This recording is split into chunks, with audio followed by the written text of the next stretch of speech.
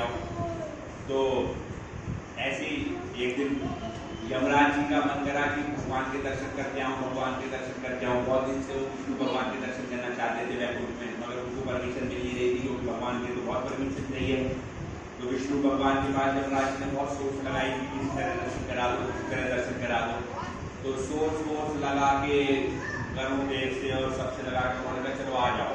तो आज वो उनको परमिशन मिल गई। तो यमराज जी विष्णु जी के दर्शन करने चले गए वैकुंठ में, और वहाँ पे भगवान खाना खा रहे थे। तो उन्होंने कहा यमराज जी से रुक जाओ, डिस्टर्ब मत करना। भगवान जब प्रसाद पा रहे होते तो भगवान को प्रणाम नहीं करना चाहिए क्योंकि डिस्टर्बेंस होता है। तो हमारे मंदिर में भी हमें ध्यान रखना चाहिए, जब भोग लग रहा है, पर्दा ढीला हुआ है, तो कभी भी भगवान को प्रणाम नहीं करना चाहिए क्योंकि डिस्टर्बेंस होगा।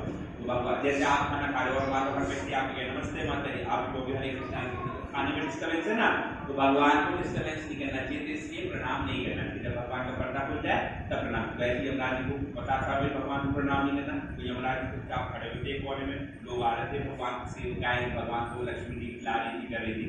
तो भगवान ने खा लिया, पी लिया, हाथ पाथ धो लिए, डकार मारी। तो अब यमराज जी खुश हो गए, बोले अब तो मेरा नंबर आने वाला। भगवान ने खा लिया। यमराज जी सामने जाके खड़े हो गए, भगवान के सामने हाथ जोड़ के। अब भगवान को आदत थी, भगवान ने देखा नहीं, बोले जा पान ले क्या। आदत थी, भगवान को रोज पान खाते हैं। यमराज बोला अच्छा। भगवान ने बोले सेवा की, बोले भगवान बस 1 मिनट रुको, आता हूँ। यमराज जी भाग के गए और अपने साथ लाखों लोग ले आए। अब भगवान कहते भाई लाखों लोग कौन ले आए? बोले क्या हुआ? बोले भगवान आपकी आज्ञा का पालन करा। बोले मैंने कहा पान लेके, पान कहाँ है? बोले ये है तो सही। बोले क्या?